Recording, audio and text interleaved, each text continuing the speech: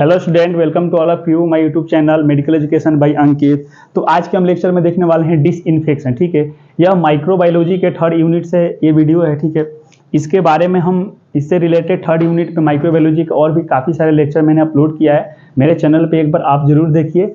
Microbiology का lecture मिलेगा, anatomy physiology का भी मिलेगा, फार्माकोलॉजी का भी लेक्चर आपको मिलेगा। ठीक है, अगर आपको लगता है किसी टॉपिक में आपको डाउट आ रहा है तो आप कमेंट्स कर सकते हैं, उस पर मैं लेक्चर जरूर बनाऊंगा। ठीक है, और चैनल मेरा वीडियो अच्छा लगेगा तो मेरे चैनल को जरूर सब्सक्राइब करें। ठीक है, तो आज के हम टॉपिक में देखने वाले हैं डिसइंफेक्शन। देखिए, थर्ड यूनिट में डिसइंफेक्शन और स्टरलाइजेशन एक टॉपिक दिया हुआ है जो कि एक थोड़ा लॉन्ग टॉपिक है। ठीक है, इसके बारे में हम दो पार्ट में वीडियो बनाएंगे। आज के हम सिर्फ बनाते हैं किस पे, डिसइंफेक्शन पे। ठीक है, ये माइक्रोबायोलॉजी के पेपर में आता है क्वेश्चन, और यहाँ से एमसीक्यू भी बहुत सारे क्वेश्चन बनते हैं। ठीक, कॉम्पिटिटिव एग्जाम में। ठीक है, तो आज के जो लेक्चर है मेरा सिर्फ किस पे है, डिसइंफेक्शन के बारे में। ठीक है, सबसे पहले कुछ टर्म्स है जो स्टरलाइजेशन और डिसइंफेक्शन में आते हैं, उसको पहले हम समझते हैं अच्छे से। ठीक है, इसमें सबसे पहला टर्म्स आता है स्टरलाइजेशन। ठीक है, it is a process of complete destruction of all kind of living micro organism. ठीक है, यह क्या कहता है कि स्टरलाइजेशन जो है ये ऐसा एक प्रोसेस है जिसके अंदर क्या होता है, destruction of all kind of micro organism. Destruction मतलब क्या होना, किसी चीज को खत्म करना, उसको तोड़ देना या उसको किल कर देना। ठीक है ना, उसका मतलब हुआ है डिस्ट्रक्शन। लिविंग माइक्रो ऑर्गेनिज्म, इसके अंदर क्या आते हैं, लिविंग माइक्रो ऑर्गेनिज्म के अंदर pathogenic and non pathogenic micro organism including spore. ठीक है, अब समझिए कि पैथोजेनिक और नॉन पैथोजेनिक क्या होते हैं।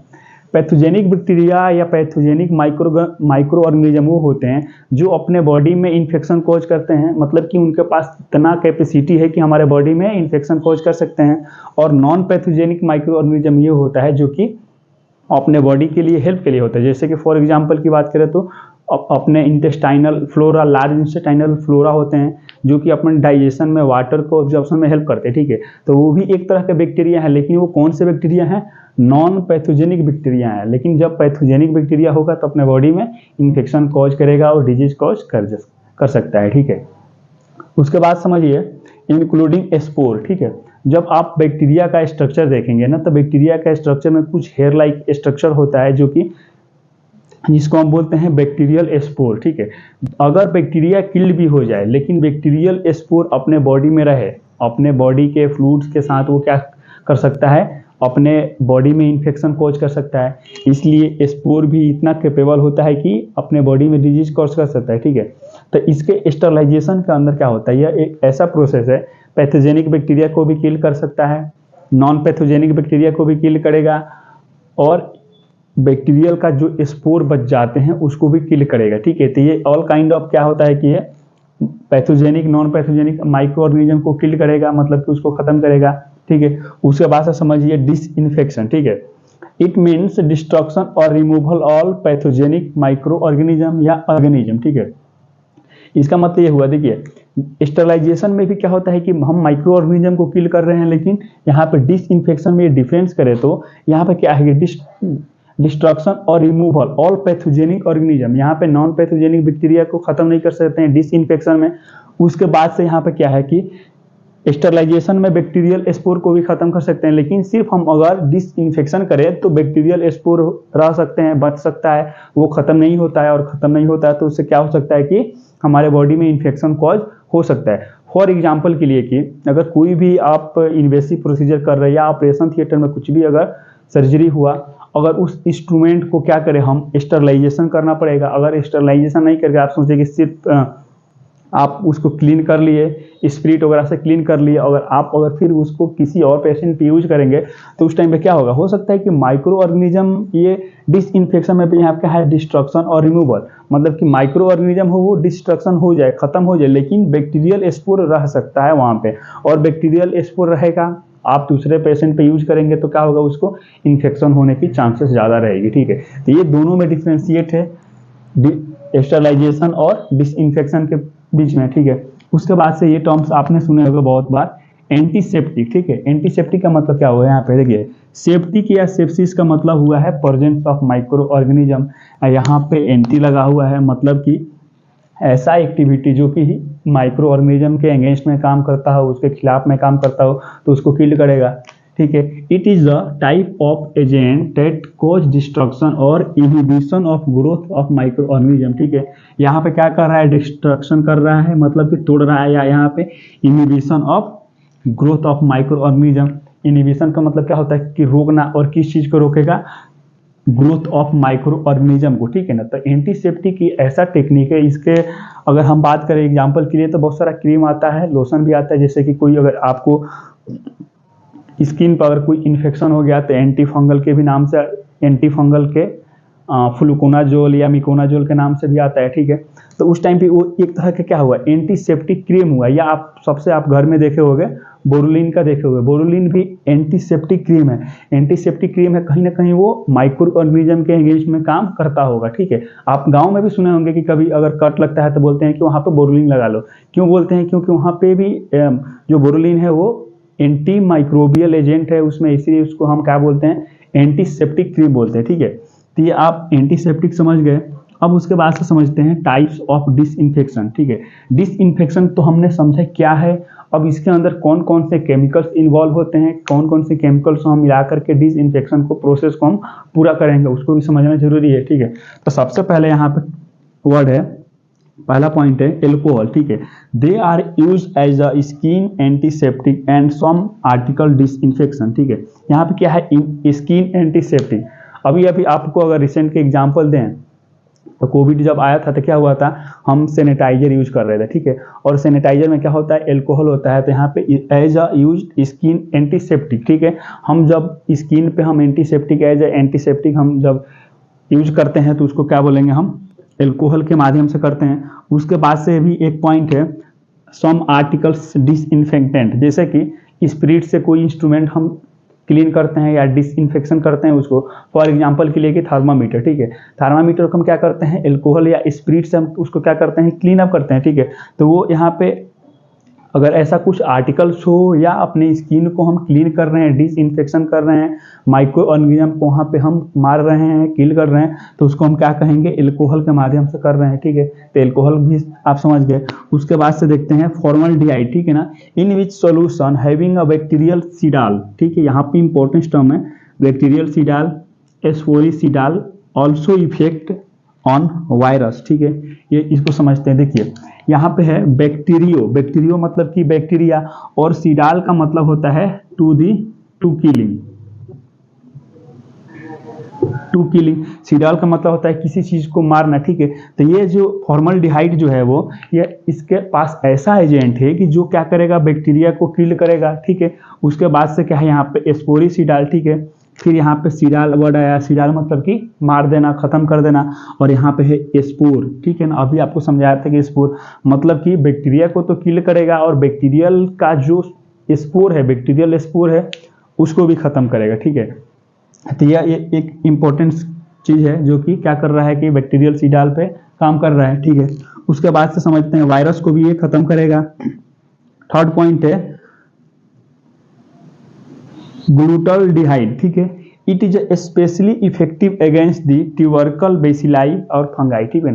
ट्यूबरकल जो बेसिलाई है, कुछ देखिए माइक्रो ऑर्गेनिज्म बहुत सारे होते हैं, ठीक है। लेकिन ये एक बात करें तो ये स्पेशली किसके खिलाफ काम करेगा, ट्यूबरकल बेसिलाई और फंगाई के अगेंस्ट में काम करेगा, इसलिए इसको क्या बोलते हैं हम, स्पेशली इफेक्ट। इसको स्पेशली इफेक्ट के क्लासिफिकेशन में रखे गए हैं, ठीक है। उसके बाद से समझते हैं इसका यूज, अगर समझे तो प्लास्टिक इंडोट्रेकियल, यहाँ पे क्या है, इंडोट्रेकियल, यहाँ पे इंडोट्रेकियल है। इंडोट्रेकियल ट्यूब्स मेटल इंस्ट्रूमेंट हो गया या ब्रोंकोस्कोप हो गया, ठीक है। या हम बात करें क्लिनिकल थर्मामीटर की, जैसे कि अभी बताया, ठीक है। तो इसको क्या कर सकते हैं हम, अगर मान लीजिए कुछ भी अगर इन्फेक्टेड का हमको इन्फेक्टेड पेशेंट पे यूज हुआ हो या हमको एंटीसेप्टिक यूज करना है, ठीक है। तो उस कंडीशन में क्या होगा, मेटल्स हो या ट्यूब, कोई भी ट्यूब्स हो या मेटल इंस्ट्रूमेंट हो या ब्रोंकोस्कोप हो या थर्मामीटर हो, उसको हम क्लीन करेंगे, किस चीज से करेंगे, हम ग्लूटाल्डिहाइड से हम उसको कर सकते हैं, ठीक है। तो ये भी एक इंपॉर्टेंस है, ठीक है। थोड़ा थोड़ा इसमें सब में डिफरेंस आएगा, ठीक है ना, इसीलिए इसको अलग अलग क्लासीफाई किया गया है। यहाँ पे इंडोट्रेकियल ट्यूब्स है और यहाँ पे बैक्टीरियल सीडाल और एस्पोरिसीडाल था, ठीक है। उसके बाद से समझिए फोर्थ पॉइंट क्या है, हाइलोजन, ठीक है, इन विच आयोडीन एंड क्लोराइड सोल्यूशन, ठीक है, आयोडीन और क्लोराइड सोल्यूशन से मिलकर बनेगा, ठीक है, और ये यूज कैसे होगा, स्किन डिसइंफेक्टेंट, ठीक है, active bactericidal, moderate act against the microbial spore, ठीक है, यहाँ पे जैसे बताया कि स्किन एंटीसेप्टिक्स में हाइलोजेंस भी हम यूज कर सकते हैं। उसके बाद से है एक्टिव बैक्टीरियल सीडाल, ठीक है, बैक्टीरियल को किल्ड करना हो तो वहाँ पे एक्टिवली हम यूज कर सकते हैं। उसके बाद से moderate act against the microbial spore, ठीक है, माइक्रोस्कोबियल पर पूरा 100% इफेक्टिव नहीं है लेकिन फिर भी इफेक्टिव है, इसलिए यहाँ पे क्या कर रहा है कि मॉडरेट एक्ट अगेंस्ट दी बैक्टीरियल स्पोर, ठीक है। तो सबसे पहले इसको आप स्क्रीनशॉट ले लें, फिर उसके बाद से हम नेक्स्ट पार्ट में समझते हैं। फिफ्थ नंबर देखें तो फिनॉल, ठीक है, it commonly use in floor cleaning, ठीक है, फिनॉल आपको पता है कि रूम क्लीनिंग हो गया या किसी भी फ्लोर को क्लीनिंग कर सकते हैं, या कोई जैसे कि चेयर हो गया, कोई फर्नीचर का कुछ हो गया, कुर्सी हो गया, टेबल हो गया, तो उसको हम करते हैं, ठीक है। अब ये समझिए कि फिनॉल से यहाँ पे फ्लोर क्लीनिंग का क्या मतलब है अपने माइक्रोबायोलॉजी में। देखिए, अगर किसी भी वार्ड में हो, जनरल वार्ड हो या कोई स्पेसिफिक वार्ड हो, ठीक है, तो अगर किसी भी आप वार्ड या हॉस्पिटल में हो तो वहाँ पे भी हर चीज़ का क्लीनिंग, जैसे फैन लगा हुआ है ना, तो वहाँ पे भी आपको क्लीनिंग करना, नहीं तो वहाँ पे भी क्या होगा, माइक्रो ऑर्गेनिज्म रहेंगे और फैन चालू होगा या कभी भी फैन से अगर चालू होता है तो क्या होता है, उससे भी इन्फेक्शन होने के चांसेस है, ठीक है ना। तो यहाँ पे भी फिनॉल का भी यूज किया जाता है हॉस्पिटल को क्लीन अप करने के लिए, जैसे कि फैन, टेबल, चेयर, ये सबको क्लीन अप करने के लिए, ठीक है। उसके बाद से 6 नंबर है गैसेस, इथाइलिन है ये, ठीक है, it is a highly penetration power, ठीक है ना। इसका अगर यूज देखें तो यहाँ पे क्या है, हाईली पेनिट्रेशन पावर, ठीक है, पेनिट्रेशन का मतलब क्या हुआ है, किसी चीज को वहाँ पे पेनिट्रेट, जैसे कि स्टिमुलेट करके वहाँ पे किल करने की कोशिश करेगा, ठीक है ना। अगर हम बात करें, अगर कह दे कि बैक्टीरियल सेल है तो वहाँ पे क्या है, हाईली पेनिट्रेट, मतलब कि इसको पेनिट्रेट करेगा सेल वाल को, अंदर तक जाके क्या करेगा, इसको सेल वाल जो है उसको क्या करेगा, डिस्ट्रॉय करेगा, ठीक है। यहाँ पे पेनिट्रेट का मतलब ये हुआ, ठीक है। उसके बाद अगर इसका हम यूज देखें तो it is effective against the all types of micro organism including the spore. For example के लिए ग्लास मटेरियल हो, मेटल्स हो, या उसको जैसे कि मेटल, या यहाँ पर लास्ट पॉइंट है क्लोथिंग, ठीक है, जैसे कि आप देखे होंगे गाउन, ठीक है, तो गाउन अगर आप किसी भी ऑपरेशन थिएटर में आप जा रहे हो एक बार पहन के ना, तो फिर उसको क्या करो, उसको हम रख देते हैं लॉन्ड्री बैग में, और वो क्या होता है कि इससे गैसेस के द्वारा क्या होता है, गैस के थ्रू या केमिकल थ्रू उसको क्या करता है, डिसइंफेक्शन किया जाता है, ठीक है। डिसइंफेक्शन किया जाता है मतलब उसको स्टाइल किया जाता है, और स्टाइल करने के बाद से क्या होगा कि वो फिर आप उसको वियर अप कर पाओगे किसी और पेशेंट के लिए आप तब जाओगे, तो ठीक है। तो यहाँ पे है कि इसका मेनली इफेक्ट क्या रहेगा कि हाईली पेनिट्रेशन रहेगा, पेनिट्रेट करके ये इफेक्ट करेगा, ठीक है। उसके बाद से समझते हैं formaldehyde use for fumigation of operation theatre, ठीक है।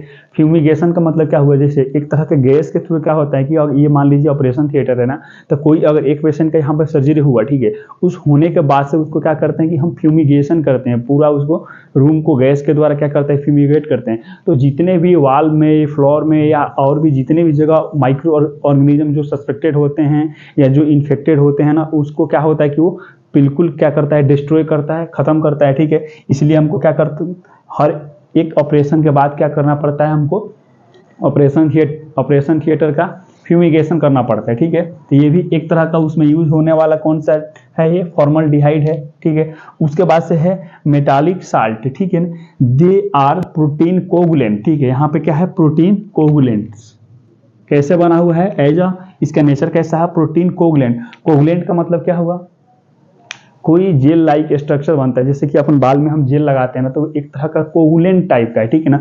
तो यहाँ पे क्या है, प्रोटीन का अगर जेल लाइक स्ट्रक्चर बन जाए ना, उसको क्या बोलते हैं, प्रोटीन कोगुलेंट बोलेंगे। ये क्या करेगा, हेंस किलिंग दी माइक्रो ऑर्गेनिज्म, ठीक है। हम किलिंग माइक्रो ऑर्गेनिज्म की ही बात करें तो ये क्या करेगा, एज अ प्रोटीन कोगुलेंट बन जाएगा, और किसको किल करेगा, माइक्रो ऑर्गेनिज्म को ये किल करेगा, ठीक है। इसके बाद से है all salt can be use be as a germicidal, ठीक है ना। यहाँ पे जॉर्म्स का मतलब क्या है, माइक्रो ऑर्गेनिज्म, इसको हम समझ लेते हैं माइक्रो ऑर्गेनिज्म, और यहाँ पे सीडाल का मतलब जैसा अभी आपको मैंने बताया था कि किल्ड करना, ठीक है। डिपेंडिंग ऑन दियर कॉन्सेंट्रेशन का मतलब समझिए तो उसकी कितना अमाउंट है, कितना हम मात्रा में उसको यूज कर रहे हैं, वो इस पे डिपेंड करता है कि जॉर्मिसिडाल डिपेंड इस पे करता है कि वो कितना हम कंसंट्रेशन में हम उसको यूज कर रहे हैं उसको किल करने के लिए, ठीक है। अगर हम साल्ट की एग्जांपल की बात करें तो केटियोनिक डिटर्जेंट, ठीक है, ये एक तरह का साल्ट है जो कि क्या करेगा, as a germicidal depending on their concentration, ठीक है ना। कंसंट्रेशन के ऊपर ये डिपेंड है, ठीक है। अगर कम यूज करेंगे तो शायद ये जर्मिसिडाल एक्ट एज अ काम नहीं करेगा, लेकिन उसका कंसंट्रेशन बढ़ाएंगे तो क्या करेगा, ये एज अ जर्मिसिडाल मतलब कि जर्म्स को किल करने का काम करेगा, ठीक है। तो आज के लेक्चर में हम देखे हैं डिसइंफेक्शन के बारे में। अगर आपको शॉर्ट क्वेश्चन आता है डिसइंफेक्शन के बारे में, तो आप सबसे पहले उसका टर्म जो मैंने एक्सप्लेन किया था उसको आप एक्सप्लेन करें, उसके बाद से एक एक करके कौन कौन से केमिकल्स यूज होते हैं डिसइंफेक्शन में, ठीक है, फिर उसको आप लिखें तो आप आई होप कि आपको अच्छा मार्क्स मिलेगा।